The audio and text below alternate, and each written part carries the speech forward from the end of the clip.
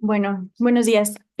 Para completar una parte que es muy importante acerca del trasplante haploidéntico, eh, habíamos comentado, digo, en la clase anterior, que la mayoría de las técnicas que se usaron en ese momento iban encaminadas a lograr la cuenta de progenitores hematopoyéticos necesarios, pero a base de múltiples manipulaciones o procesos que a veces era más difícil como de estar sosteniendo.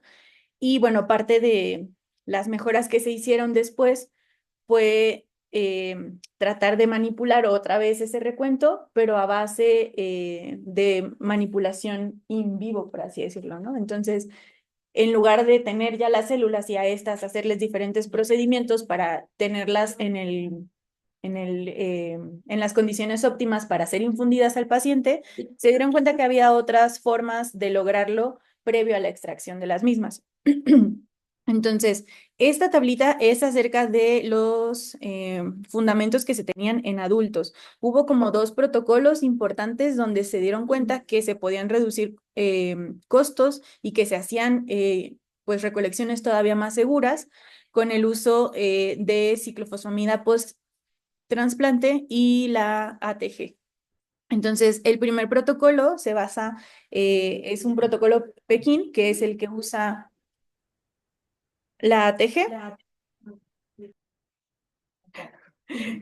Sí, normalmente, pues no encontraron diferencias en cuanto al prendimiento de las células una vez que fueron infundidas. Eh, y bueno, o sea, esto era como parte importante para decir, pues, ¿para qué estamos gastando tanto haciéndole todo esto a las células si lo podemos hacer en el paciente, ¿no? Y el protocolo de Ballymore, que este se basaba más en el uso de ciclofosfamina. Si se dan cuenta, donde todavía predominaba más las complicaciones eran acerca de la enfermedad de injerto contra receptor. Entonces, ¿qué sabemos de la ciclofosfamida post-trasplante? Y bueno, principalmente el mecanismo por el cual este puede inducir la tolerancia radica en que la ciclofosfamida elimina de manera selectiva las células T, que son aleorreactivas del huésped y del donante. Esto sin afectar a las células progenitoras, que son las que se están infundiendo al momento del trasplante, y a las células T reguladoras. Entonces, pues el uso de esta misma ya por sí supera esta necesidad de depresión de las células T que habíamos comentado en la clase pasada, que era muy difícil de hacer, y esto lo hace de una manera más sencilla y en el paciente. Y también en el donante para lograr que el injerto se lleve a cabo, se sostenga y tenga buen prendimiento. Y esto aparte, pues también tratando de disminuir el age. Ahora, en pediatría, ¿qué sabemos acerca de la ciclofosfamida? Está este estudio donde se involucraron pacientes con leucemia mieloide aguda, todos menores de 18 años. Algunos estaban en su primera o segunda recaída, pero todos fueron candidatos. Ay, discúlpenme porque se ve muy pequeño, acá no se ve tanto, pero bueno, todos fueron menores de 18 años y todos fueron sometidos a un trasplante de células progenitoras hematopoyéticas. La diferencia aquí es que uno se hizo con un donador no emparentado y se le puso ATG, y el otro se hizo con un haploidéntico y los haploidénticos llevaron ciclofosfamida. Entonces, a los dos se les puso un régimen mieloablativo y se compararon para ver qué tan, o sea, si se logró el prendimiento y cómo les fue en age. Entonces, de los que recibieron un trasplante de un donador no emparentado fueron 253 y 95 fueron los que recibieron el trasplante haploidéntico.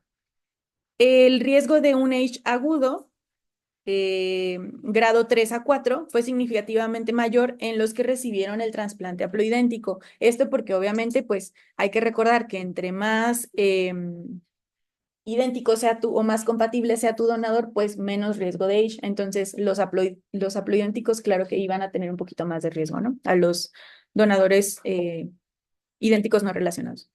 Sin embargo, pues la supervivencia global a 2 años fue para el grupo, el primer grupo recordemos que fue donador no relacionado con ATG, y el segundo fue el haplo con ciclo. Entonces fue una supervivencia global de 78.4 para el primer grupo y 71.5. Y la supervivencia libre de leucemia fue de 72 para el primer grupo contra un 69.5 para el segundo. En cuanto a recaída, prácticamente se encontraban iguales, 19.3 y 19.5, y mortalidad sin recaída tenemos, bueno, de un 8 a un 11%. En resumen o en conclusión, lo que podemos obtener de este resultado, aunque en este estudio comparaban el uso de un grupo con ATG y otro con ciclofosfamida, la ciclofosfamida estaba empezando como a entrar en este papel de cómo mejorar, eh, bueno, cómo lograr un prendimiento y cómo disminuir age. Entonces, de aquí podemos concluir que el trasplante haploidéntico con un curso posterior de ciclofosfamida posterior al mismo era una opción adecuada para trasplantar a los niños con leucemia mieloide que carecían de un donante emparentado compatible. Hay que recordar que una de las ventajas que tenemos en el trasplante haploidéntico es que tenemos al donador ahí, o sea, de entrada o la mamá o el papá van a ser posibles candidatos. Y al menos en el contexto de un paciente con leucemia mieloide aguda, pues recordar que muchas veces llegar a la remisión después de una primera o segunda recaída es muy difícil, y de aquí hasta que conseguimos a un donador que sea compatible es donde debemos como, pues sí, lograr esta balanza o decidir si nos vamos a arriesgar y mejor conseguirle un haplo idéntico y tratar de juntarle otras condiciones que mejoren el prendimiento de ese trasplante. Y bueno, estas son las gráficas que tiene el estudio. Los resultados de la supervivencia a 2 años después del trasplante con haplo y ciclo, que prácticamente se mantenían iguales. Si vieron, los porcentajes eran muy parecidos entre ambos grupos. Y bueno, recordando que el grupo Baltimore fue el que empezó con este movimiento de la ciclofosfamida, entonces ellos sugerían utilizarla en el día +3 y +4 posterior a la infusión. Eh, Concluyeron también que era una estrategia segura y eficaz para la prevención de enfermedad de injerto contrarreceptor. Permitía un injerto adecuado, generalmente para los neutrófilos entre el día 16 y 17 y para las plaquetas entre el día 25 y 27. Había también un menor riesgo de enfermedad de injerto contrarreceptor agudo, de ya sea grado 2 a 4, en un 35-45%, y contra el crónico en un 20 al 30%.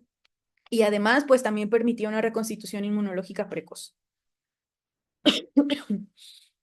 Este otro estudio, si bien empezó como este uso de la ciclofosfamida posterior al trasplante, ahora una de las limitantes o desventajas que se tenía es que había una mayor incidencia de citomegalovirus, sobre todo al día 100, ¿no? Pero bueno, todavía se trata de encontrar como un equilibrio entre el uso o escoger bien a qué pacientes vamos a mandar a un trasplante haploidéntico y se les va a ofrecer ciclofosfamida.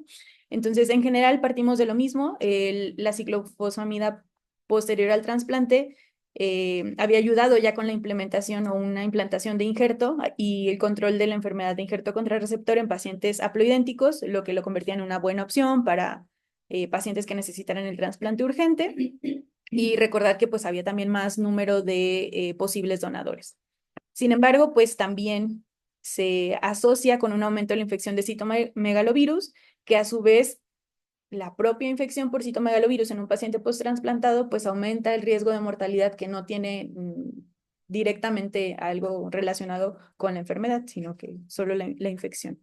Entonces se hizo bueno, en un análisis de datos de este Centro de Investigación Internacional de Trasplante de Sangre y de Células de Médula Ósea entre el año 2012 y 2017, y compararon estos grupos, ¿no? Primero, los que habían recibido también un trasplante lo idéntico con ciclofosfamida contra unos que habían sido de donadores emparentados compatibles, y los que recibieron ciclofosfamida post-trasplante contra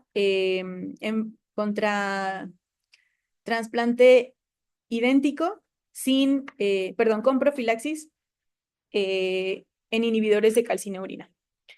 Entonces, De todos estos, sí había como nuevamente una incidencia por infección por citomegalovirus, pero lo que llama la atención aquí es que nuestro grupo o del que estamos hablando en este momento sería la línea roja. Si se dan cuenta, pues era de los que mayormente se tenía la incidencia de la infección por citomegalovirus. ¿Esto en qué nos limita? Pues en que de todas formas estamos aumentando el riesgo de mortalidad del paciente post-trasplantado y que pues si todavía no logramos como el prendimiento o el injerto, con una infección por citomegalovirus se vuelve todavía más difícil concretar el mismo. Entonces, bueno, de aquí surgen nuevas estrategias que no es como tal parte del tema, pero acerca de cómo mejorar o cómo brindarles profilaxis para todos estos pacientes que sabemos que pueden tener un poquito más de riesgo de, sí, de infección por citomegalovirus, sobre todo los que usaron ciclofosfamida. Ahora, en cuanto a la ATG, sabemos que la infusión pues de esta globulina se utiliza como profilaxis para la enfermedad de injerto contrarreceptor. Hay que recordar que todos los esquemas de acondicionamiento, si bien una parte es para lograr la inmunosupresión que necesitamos, otros también, o se tienen ya ciertas estrategias que forman parte de este esquema que son también para prevenir enfermedad de injerto contrarreceptor, no nada más la infusión de progenitor. Entonces, este estudio tenía la hipótesis de que el recuento absoluto de linfocitos en sangre periférica del receptor el día que se administraba la ATG iba a interactuar con la dosis de ATG que se administraba. Esto porque no se tenía, o sea, ya se sabía que el papel de la ATG en el acondicionamiento era importante, pero no se sabía a qué dosis era la óptima para usarse. Entonces, esta era la hipótesis que ellos tenían. Hicieron este estudio con 135 pacientes en los que recibieron ATG para profilaxis contra AIDS y en especial para el trasplante halogénico. Utilizaron 3 diferentes dosis. La primera era en base a 10 miligramos por kilo, la segunda era a 7,5 y la tercera era a 5 miligramos por kilo. Dentro de las conclusiones y resultados, pues la verdad es que ellos encontraron que no hubo diferencia entre la supervivencia global a 2 años entre los grupos por diferente dosis de ATG. Sin embargo, donde sí encontraron diferencia fue en las muertes por complicaciones infecciosas. Entonces, a mayores dosis de ATG encontraron mayor índice de mortalidad. Entonces, por eso es que actualmente se prefiere todavía que sea 5. Nosotros iniciamos con 7,5 y se nos ponían enchamocados los niños muy graves antes del trasplante.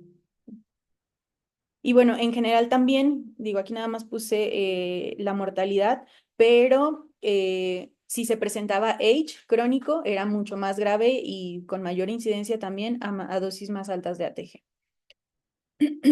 Y bueno, recordar que este también, así como el de Baltimore con ciclofosfamida, este surgió del grupo Pekín, donde ellos también decían, bueno, pues hay que ponerle primero ATG, posteriormente hacemos la infusión de progenitores hematopoyéticos, ya sea de médula ósea o de sangre periférica. Y con esto, pues ellos la verdad es que también concluyeron que había excelente tasa de prendimiento del injerto, había tasas aceptables o, bueno, todavía se encontraba el H, pero no había diferencia contra las técnicas que habían usado anteriormente. Y ahora lo que se tiene como en boga o lo que es como el pilar de todos estos esquemas de acondicionamiento es precisamente la combinación de ambas. Ofrecerle ATG previo a la infusión y ciclofosfamida posterior al mismo. Entonces, la combinación de ciclofosfamida contra ATG está siendo utilizada pues en enfermedades hematológicas no neoplásicas como la aplasia medular severa y la anemia drepanocytica. Bueno, y en general todas las que sean, como ya hemos visto, todas las indicaciones para trasplante. Esto con el fin de eliminar el riesgo de enfermedad de injerto contrarreceptor y favorecer las tasas de prendimiento. Bueno, les había agregado unos cuantos más, pero me voy a pasar les puse como dos ejemplos de los esquemas de acondicionamiento y cómo se utiliza la TG en diferentes indicaciones. Y déjenme les paso. Miren, esto me lo robé de allá de Monterrey. Pero, por ejemplo, este niño tiene una aplasia, una anemia plástica severa. Obviamente, pues era candidato también a un trasplante. Se habían investigado, pues, a casi toda su familia, se metió también a los bancos para donadores no relacionados. Sin embargo, pues el que se logró fue su papá, entonces fue candidato para un trasplante haploidéntico. El papá fue el donador y en este caso, por ejemplo, se prefirió el uso de ATG, pero en los días previos. O sea, bueno, no sé si me explique, pero dentro del acondicionamiento ya sabemos que la infusión es esta banda que está aquí roja, que significa que es el día cero, ¿no? Pero hay ciertas medidas que se hacen antes de esto. En este caso, como lo que queremos es inmunosupresión, aquí optaba por el uso de ATG, pero en los primeros días. Diferente al caso, por ejemplo, de esta niña, donde ella tiene diagnóstico de una leucemia linfoblástica aguda, ya está en recaída, pero posterior a su primer trasplante, y aquí la ATG obtenía o ofrecía mejores resultados si se infundía, pero previamente casi a la infusión de las células progenitoras. Entonces, como vemos, no nada más es el papel que tiene la ATG como inmunosupresión, sino también para disminuir la enfermedad de injerto contrarreceptor. En eso es que se decide en qué momento del esquema utilizarla. Y bueno, como ya dijimos, la ciclofosfamida de todas formas, esta forma parte del mismo acondicionamiento, pero posterior a la infusión de las células. Entonces, aquí la usamos se supone que debería de cubrirse al menos del día 3 a 5. Entonces, aquí se empieza desde el día 3, la ciclofosfamida. En este caso, dijimos, es el niño con diagnóstico de anemia plástica. Y en el caso de la otra nena, también a partir del día 3 se recibían al menos 2 días seguidos de ciclofosfamida post-trasplante. La dosis ya cambió, ¿verdad? Ajá. Es 40. Tenemos en el estudio que empezó bien 7.5 a la dosis. Sí, acá ya entre más pequeñita. Y la dosis de la ciclofosfamida también ahora. Pues la verdad es que yo la vi siempre a 50, pero Pero ya hay estudios de 40. Ah, sí, es que hablamos de cómo empezaron con 3 dosis diferentes, de a 10, 7, 5 y 5, y que prácticamente no había como diferencia en cuanto al prendimiento, pero sí había diferencia en mortalidad. Ajá.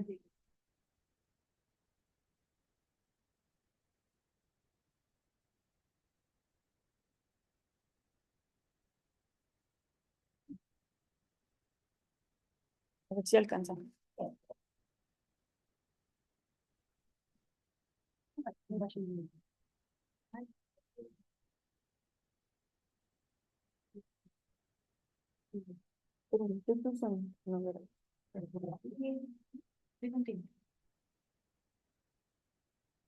Déjame, te hago a ti.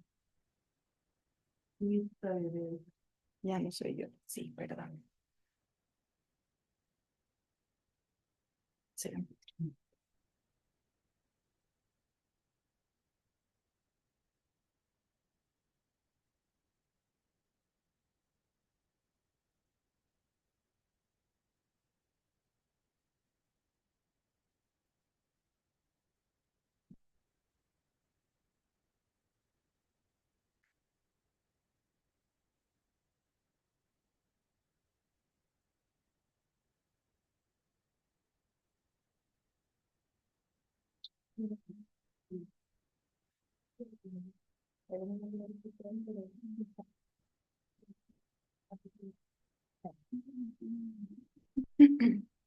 Bueno, continuando con el último tema del curso de trasplante. Sí, tu micrófono, sí. Pues bueno, te lo puedes estar aquí para que se escuche. No, pues no tengo.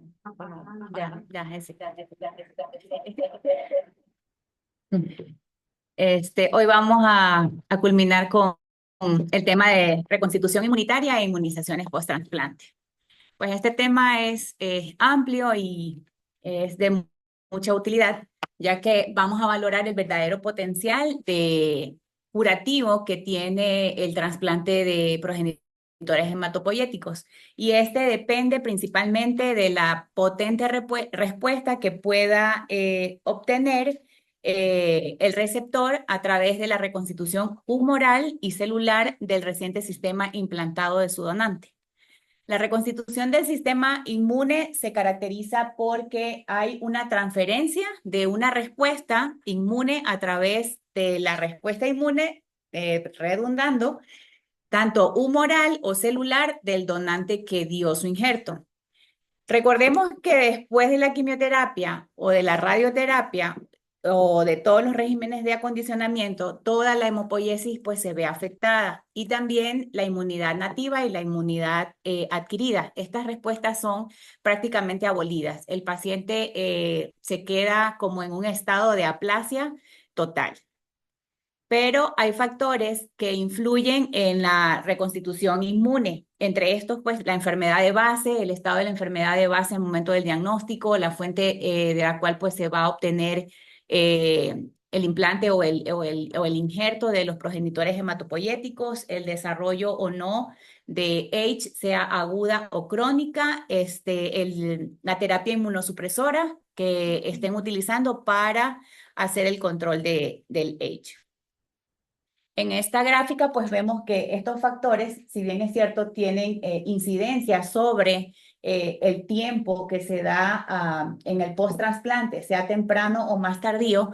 Si recordamos, pues las bases, vamos a ver cómo la respuesta inmune es la respuesta inmune inicial se da a través de los neutrófilos, que son las primeras células que aparecen en respuesta. Y a medida que pasa el tiempo post-trasplante, nosotros podemos ir evaluando cuál es la respuesta inmune que va teniendo el paciente. En cuanto a la reconstitución inmunitaria posterior a un trasplante, tiene fases, o sea, se da en unas fases que ya las vamos a ver más adelante, y lo primero que se va a recuperar es la respuesta o la inmunidad innata, que esta es la primera que se va a recuperar sus funciones. Las células que más lentamente se van a recuperar son las células T, y esto pues se considera como el responsable de infecciones virales, que como ya estaba ahorita explicando Esmeralda en sus artículos que nos presentó, pues hay reactivaciones o infecciones por virus. Pero también pues los pacientes sometidos a trasplantes son altamente de riesgo para tener infecciones virales o bacterianas y presentar H o incluso recaída. El conteo de las células nucleadas totales y los CD34 positivos son como un factor importante cuando están dentro de la fuente del injerto. Esto de aquí pues nos va a determinar en gran parte el éxito que va a tener el trasplante. Cuando encontramos dosis altas de células TCD34 positivas en un trasplante obtenido de una sangre periférica y posteriormente hay una caída de estos niveles de CD34, lo que nosotros o los oncohematólogos que hacen trasplantes pues van a asociar que este injerto sí va a tener como que un mayor pegue plaquetario más rápido, pero sin embargo una supervivencia es más baja o incluso tienen mayor riesgo de recaída. En la siguiente tabla vamos a ver cómo es la reconstitución inmune en un trasplante halogénico. En este grupo pues tenemos las células que como vemos, los primeros que se van a reconstituir son los neutrófilos, dependiendo de la fuente. Sangre periférica más o menos está alrededor de los 14 días. Si la obtención es a través de la médula ósea, varía entre 20 y 21 días, y si es de cordón, pues se lleva hasta un mes. Las células NK aproximadamente son de 30 a 100 días, independiendo de la fuente, y las células T como más o menos 100 días, y las células B, CD19 positivas, son las que más tardíamente se recuperan, si ven que es entre 1 y 2 años. Entonces, es muy importante saber de dónde se obtuvo la muestra para el trasplante, porque eso nos permite evaluar durante la fase post-trasplante el comportamiento que va a tener el paciente. Durante los 100 primeros días del trasplante van a aparecer las inmunodeficiencias celulares. Esto va a ser debido principalmente por el déficit de las células NK y de las células T. En esta fase, los pacientes son presa fácil de hacer infecciones virales o reinfecciones virales. Entre estos, los más comunes son el citomegalovirus y el virus de Epstein-Barr.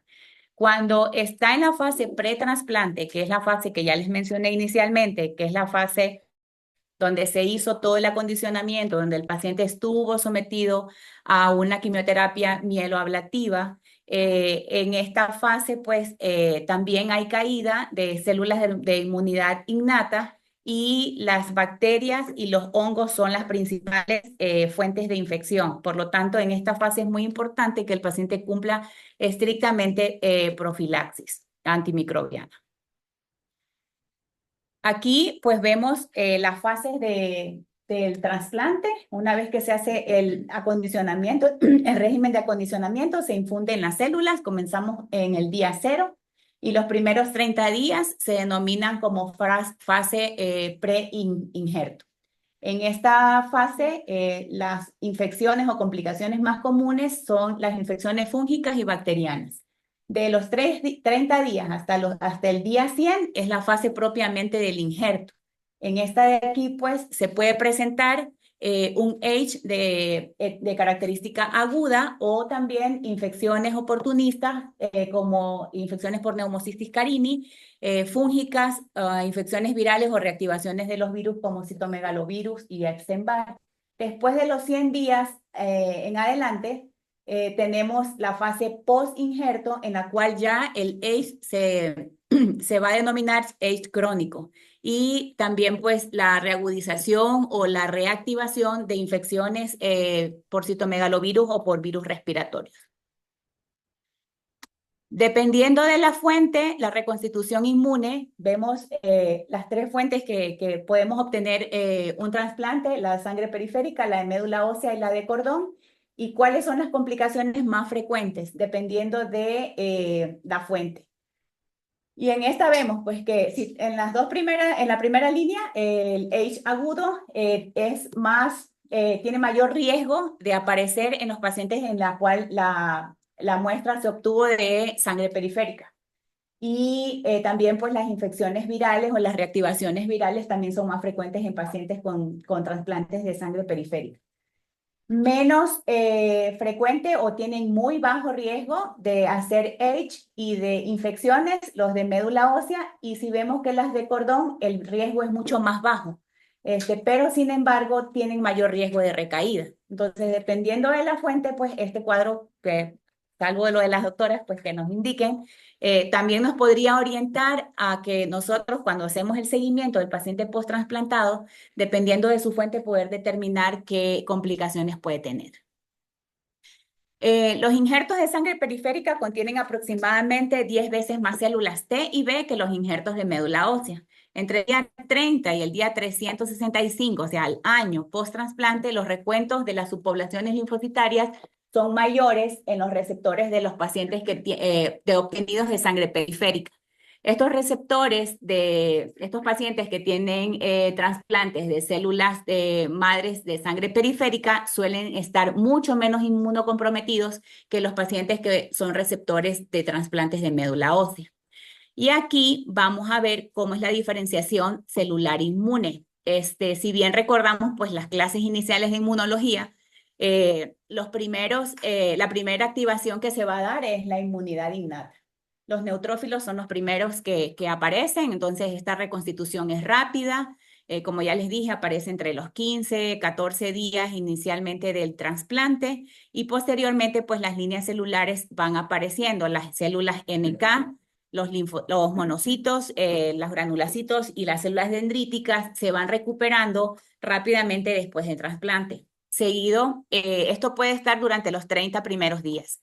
Posteriormente se hace la reconstitución de la inmunidad adquirida. Esta puede llevar entre 1 y 2 años. Y dependiendo de cómo van, vamos a irlos estudiando por partes. En cuanto a la inmunidad innata, pues aquí le dejo tiempos, que es lo más frecuente de que se puede encontrar. Los neutrófilos son utilizados como un factor o como un parámetro de validación temprana del injerto. Cuando hacemos una VH posterior, pues vemos si hay neutrófilos, pues podemos estar tranquilos porque realmente es lo que se espera, que los neutrófilos aparezcan durante los primeros 20, 30 días. Luego los que se reconstituyen siguiendo en esta línea son las células NK, entre 1 y 4 meses, independientemente de la fuente de origen. Luego los monocitos nos van a dar alarma de que puede haber una H aguda, pero eso significa que el paciente pues sí está su injerto sí está respondiendo. Sin embargo, cuando ya pasa el mes, lo que vamos a encontrar son las células dendríticas, pues sabemos que son las citoplasmáticas y las plasmocíticas. Entonces, entre una de las dos, una aparece primero, las plasmocíticas aparecen un poco más tarde. Y las otras, pues son las células T, gamma delta, que aparecen más o menos a los 60 días cuando el trasplante es obtenido de médula ósea y en unos 200 días cuando es obtenido de sangre periférica. Aquí les dejo estas tablitas, está el DOI ahí para que las puedan revisar y dependiendo de si tuvo o no acondicionamiento con ATG, es mucho más tardía la respuesta, ¿no? Entonces, para que tengan como de referencia, les dejo igual aquí el DOI del artículo. En cuanto a la reconstitución de la inmunidad adaptativa pues ya sabemos que las células NKT tienen dos tipos, unas que son las proinflamatorias, las de tipo 1, y las otras que son las inmunorreguladoras, las de tipo 2. Las de tipo 1, o sea, las proinflamatorias, se normalizan a los 30 días después del trasplante obtenido de médula ósea o de sangre de cordón. Y la reconstitución temprana de estas células NKT se ha visto en estudios hechos en adultos que se asocia a una menor probabilidad de presencia de H aguda y a una mayor supervivencia. Sin embargo, pues en los niños estos estudios pues todavía están en procesos.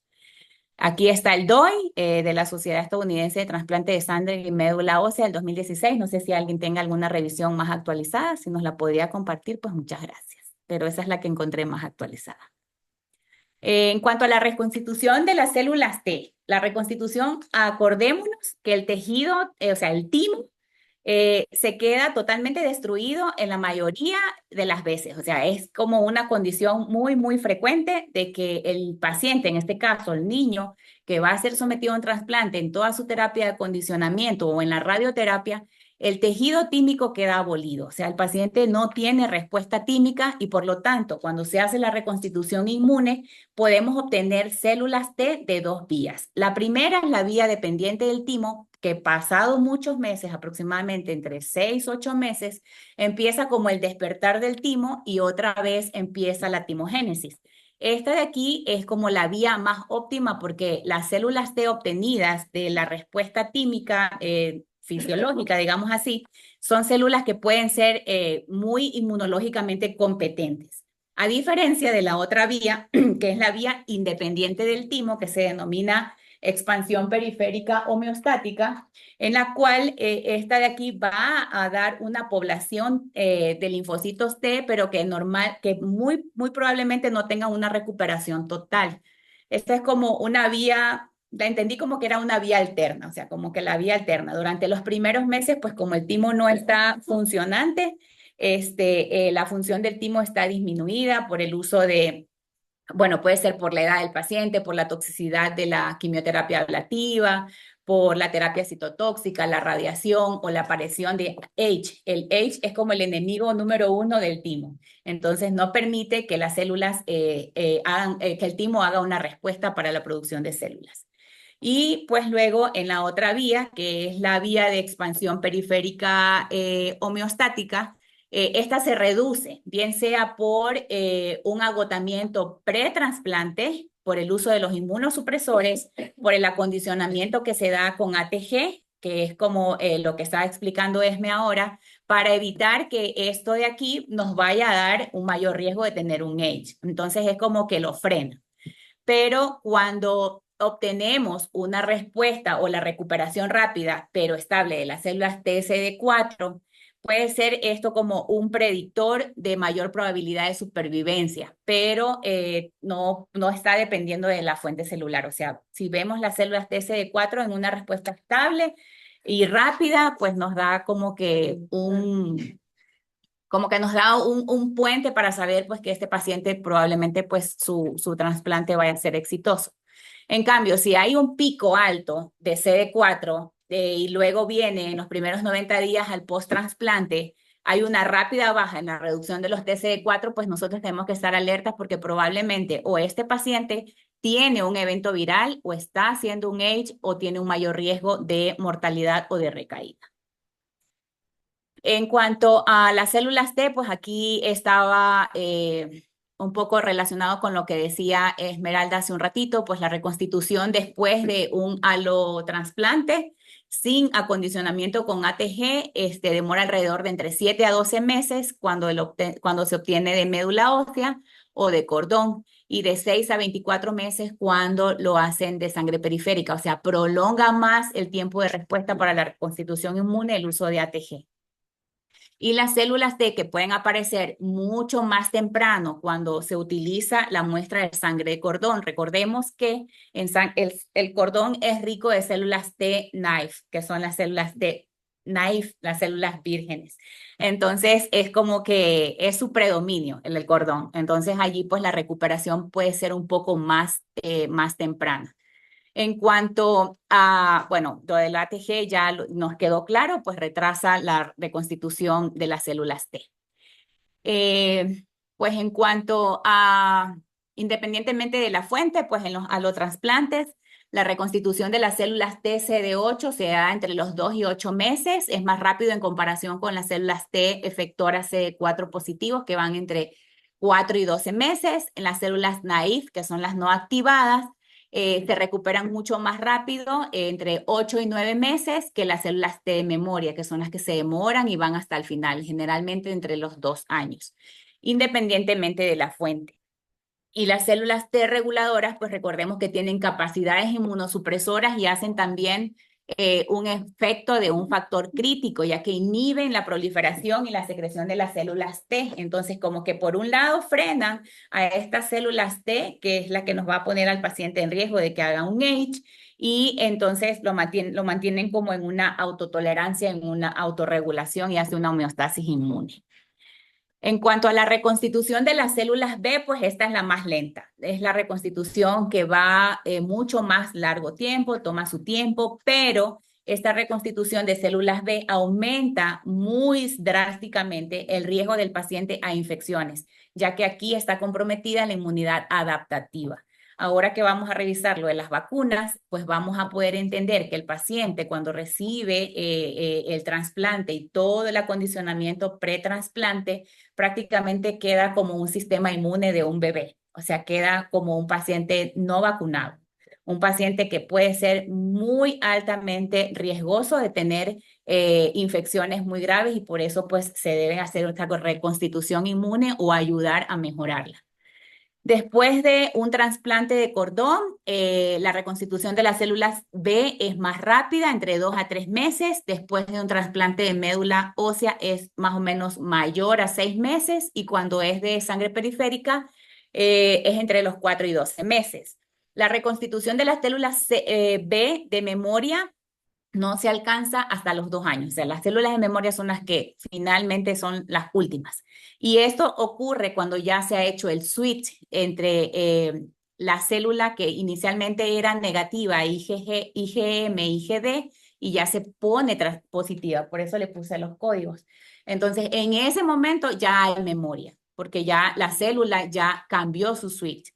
Entonces, todo esto de aquí puede ser alterado, retrasado por el uso o por estos factores que son el ATG, los esteroides, el age agudo o crónico, que retrasan la reconstitución de las células B. En cuanto a la reconstitución inmune de los cuando hay trasplantes APLO, las células históricamente, los trasplantes APLO se hacían con un alto número o alta celularidad CD34. Entonces, esto incluía células T, células B, pero en esto pues se fue viendo que tardaba mucho la reconstitución inmune, entre 4 o 5 años, incluso había pacientes que no recuperaban nunca su función inmune total, o sea, completa.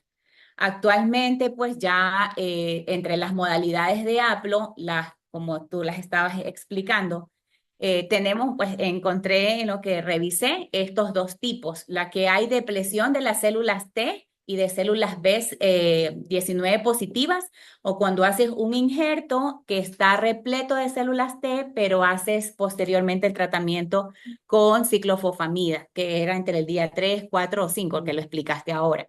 Entonces, estos trasplantes haplo con depresión hacen que la recuperación, o sea, se evidenció que la recuperación de las células era como que un poco más, o sea, más anterior, más rápida. Y pues ahí, entre lo que se ha descrito, pues en los estudios ven pues que, por ejemplo, las células T gamma delta ya aparecen desde las primeras semanas, las NK ya están en el mes, las células T con estos valores de 0.5 por 10 a la novena ya alcanzan un valor ya significativo a los 3 meses y con mayor a 1 por 10 a la novena, pues a los 12 meses, ya se acorta como un año. Entonces, esa es una de las ventajas de los trasplantes haplo. En cuanto, si bien sabemos pues que es como que sacamos, limpiamos toda la casa, como limpiar toda la médula o el sistema de reserva inmune hematopoyético del paciente para poder acondicionar ese espacio y poder poner el injerto, pues también hay, nosotros también pues debemos mirar la forma de cómo se puede hacer una recuperación inmunitaria. Esto pues lo pueden hacer aumentando el rendimiento del timo que está frenado o aumentando la expansión de las células pues, que recientemente se han implantado. Otra de las formas es aumentar el número de las poblaciones de los antígenos específicos que están presentes, pues, y eso pues lo hacemos con las vacunas, como ya lo vamos a hacer, lo vamos a ver. Y aquí pues en este esquema, cuando es la diferenciación tímica, ¿qué nos puede ayudar? Por ejemplo, el factor de crecimiento de queratinocitos, los ligandos LFT3, la hormona del crecimiento que está todavía como en estudio y pues los antagonistas de los esteroides de origen sexual. Y en cuanto a la expansión periférica homeostática, pues tenemos las terapias celulares y aquí están incluidas las vacunas y algunos biomarcadores, pues que los voy a mencionar así rapidito como para que tengan conocimiento. Aquí están el uso de los biomarcadores. Estos pues son muy poco usados realmente, pero sí tienen una utilidad clínica bastante importante porque nos puede dar una pauta para hacer decisiones clínicas frente a un paciente. Entonces así tenemos pues la interleuquina 7, vemos allí pues si está elevada en la primera semana, que nos puede orientar. Este cuadrito me pareció muy orientativo para nosotros que estamos como que aprendiendo lo de trasplantes, como para ir pues ya orientándonos y ver qué podemos tener en cuenta. Y en conclusión, pues la reconstitución inmune adecuada post-trasplante es el determinante más importante para la supervivencia del paciente. La mayoría de las complicaciones potencialmente mortales, las recaídas o la reactivación viral, están asociadas a la función inmunitaria retrasada. Más allá del día 100, la inmunidad infecciosa mejora de manera constante. La AIDS crónica se presenta hasta en el 60% de los casos, de los pacientes sometidos a trasplante de progenitores hematopoyéticos, aunque ahora pues ese porcentaje puede ser menor por los enfoques y los manejos que tienen los pacientes actualmente. Y el primer mes del trasplante, de un allotrasplante, conlleva el riesgo más alto de tener infecciones bacterianas graves, debido pues al deterioro de las barreras mucosas, que son la primera defensa, o de la neutropenia grave y prolongada. En cuanto a las inmunizaciones, pues vamos a ver que pues antiguamente pues, los niños con trasplante o los pacientes que estaban sometidos a regímenes de inmunosupresión o que son pacientes que están en tratamientos con quimioterapia, pues no se los vacunaba. Era muy poco el porcentaje de niños que continuaba su protocolo luego de hacer su tratamiento o antes. Entonces, pues esto de aquí ya ha cambiado mucho, se ha trabajado mucho pues con los colegios y los colaboradores de infectología y oncohematología y la sociedad de trasplante a nivel mundial. Entonces, actualmente la quimioterapia, el trasplante y las terapias celulares no son un impedimento para que el paciente tenga un esquema de vacunación y se pueda ayudar a hacer una reconstitución inmune a través de las vacunas. Entonces, así de esta forma poder mejorar el sistema inmunológico para que el paciente pues, pueda tener una mejor calidad de vida y hacer una vida normal. Entre pues las enfermedades infecciosas, pues nosotros ya estamos muy familiarizados. Entre estos pues son neumococos, meningococos, influenza, actualmente COVID, enfermedades tropicales que también tienen vacunas o de transmisión directa, y las enfermedades prevalentes de la infancia. Entonces, después de que se hace la reconstitución inmune, pues esta va a un ritmo diferente, como ya vimos, pues dependiendo de la fuente y de la respuesta inmunitaria del paciente que recibió su donante. Las células TSD4 pues son como el marcador número 1 para que podamos evaluar la inmunocompetencia del paciente. Debe considerarse tanto antes o después de iniciar un tratamiento con trasplante. O se lo vacuna antes del trasplante o se lo proponemos al final. Pero el paciente pues también debemos orientarnos en caso pues de que vaya a ser un trasplante de un donante compatible, que el donante también esté en condiciones inmunológicamente óptimas. Mínimo debe tener su esquema de vacunación completo en lo posible a su edad, 6 meses antes de ser sometido o hacer la extracción. Entonces, los donantes de trasplantes deben estar al día también en sus vacunas en lo posible, incluida influenza, que es anual, y se deben evitar hacer vacunaciones dentro de las primeras 4 semanas posteriores a la recolección. Y tampoco, pues, no se somete a un paciente, a un donante a una vacunación intensiva solamente por tener una respuesta favorable al receptor, o sea, al beneficio del receptor. Se tienen que sopesar mucho eso. Hay consideraciones para reconstitución inmune con vacunas posterior al trasplante, como ya les dije al principio. Todos los niños o los pacientes, adultos o niños que son sometidos a trasplante son tratados como nunca vacunados. Acordémonos que cuando se hacen todos los regímenes o el paciente va sometido a todos los acondicionamientos, pues se pierden todas las células. Si el paciente se quedó vacunado hasta media cartilla, pues eso ya la célula de memoria se pierde. Y hasta que se vuelva otra vez a hacer la reconstitución, pues es presa de infecciones que podrían costarle la vida. Entonces, se recomienda una revacunación integral. Las vacunas conjugadas y las vacunas de subunidades proteicas se administran antes, ya que las vacunas de polisacáridos son menos efectivas en la reconstitución inmune temprana. Y las vacunas virales vivas pues corren el riesgo de producir una enfermedad activa, pues que no es lo que no queremos, y así pues el paciente no tenga una respuesta o una reconstitución inmune adecuada. Esto pues ha permitido que se hayan disminuido las tasas de enfermedades graves o de muertes por estos organismos encapsulados, que son los que más frecuentemente afectan a los pacientes. Y aquí tenemos pues los criterios para inmunización, se los dejo aquí para que sean muy fijos. Se recomienda iniciar la vacunación del paciente que va a recibir su injerto con vacunas no replicantes entre los 3 y 6 meses después del trasplante. Eso fue el último consenso que hicieron pues en el 2023. Y las vacunas vivas, como el de sarampión, viruela y paperas y el virus herpes zóster, siguen siendo administradas después de los 24 meses post-trasplante. Eso no ha cambiado.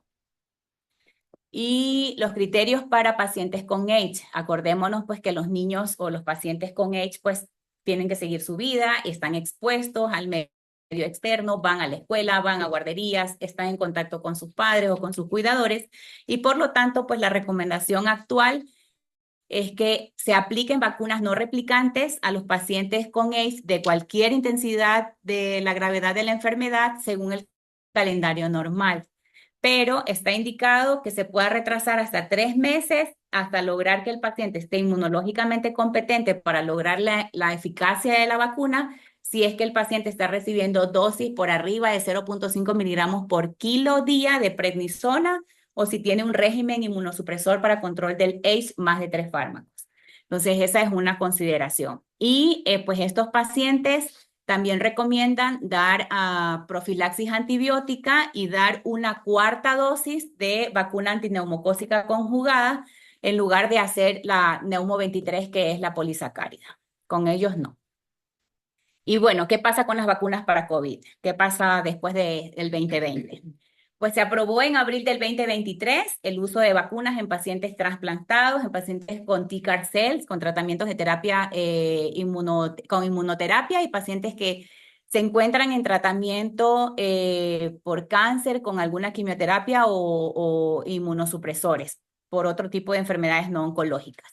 Entonces, lo que se indica es iniciar la vacunación lo antes posible en la población de alto riesgo. Las vacunas, pues, son vacunas ARN que no se replican, entonces, pues, no tendrían ninguna significancia para usarlas de manera segura una vez que el paciente, pues, tiene ya su respuesta inmune comprobada. Y la guía de la FDA es de abril del 2023 e indica que se pueden dar 2 dosis bivalentes adicionales y, pues, lo pone entre comillas a consideración del operador médico, pero no está contraindicada la vacuna de COVID.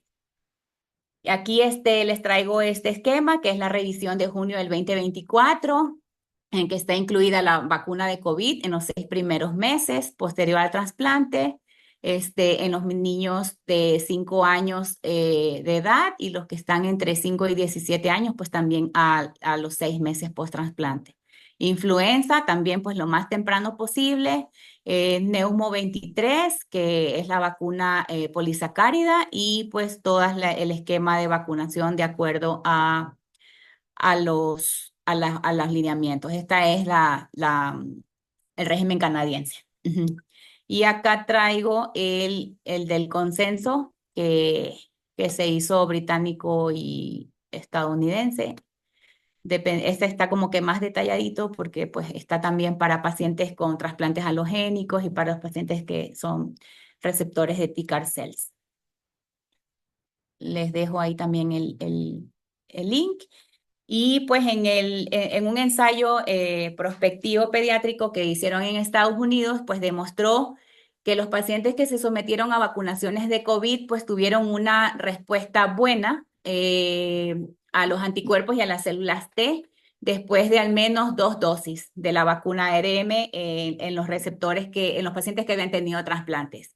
Entonces, pues fue un resultado favorecedor y alentador, pues saber que los pacientes que se vacunaron 3 meses después del trasplante, en comparación con los vacunados de 4 a 12 meses posterior al trasplante, pues tuvieron una respuesta óptima, independientemente del age o de los medicamentos inmunosupresores que estuvieran tomando en ese momento. Entonces, pues sí tenemos esperanzas, nuestros niños no pueden morir por enfermedades que se pueden prevenir por vacunas, todo está en informarse y pues buscar siempre pues la orientación con el infectólogo y tener pues un buen centro. Y elegir la vacuna. Y elegir la vacuna. La clave está en lo que les explicaste muy bien, pero Sí. nada más porque quede claro, las vacunas en las que lo que yo le voy a poner no está vivo y no tiene el capacidad de Sí. replicarse dentro de la célula, que sean polisacáridos, esas son las que puedo poner. Nosotros aquí la política es 6 meses, y que no tengáis a los 6 meses.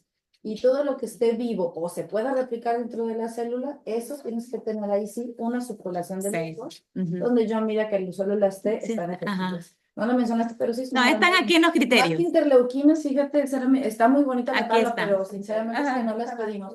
Lo que Sí, no pedimos lo leí por el tiempo. Lo que pedimos normalmente es una subpoblación de linfocitos, y ya con esa, entonces si tomamos decisiones de si se puede o no dar algo vivo. La inmunoglobulina, el post-trasplante, en muchos casos sí se da, sobre todo si usamos ATG en el acondicionamiento o hubo una inmunosupresión profunda. Son niños que casi 6 meses los tenemos con inmunoglobulina.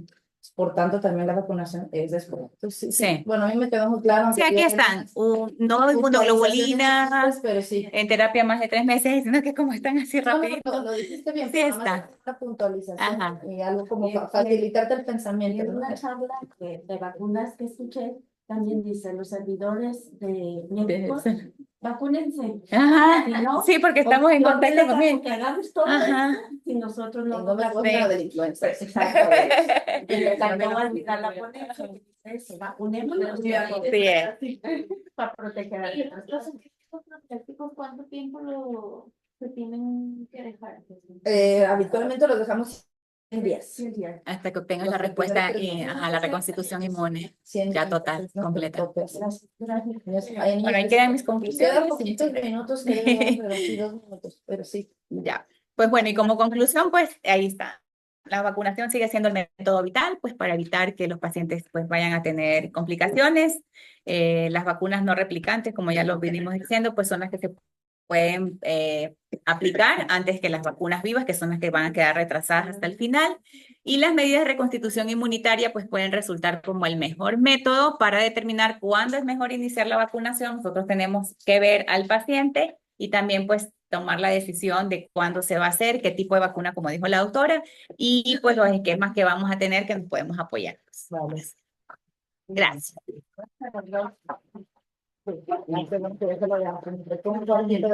Sí, quedó para allá. Gracias. Listo.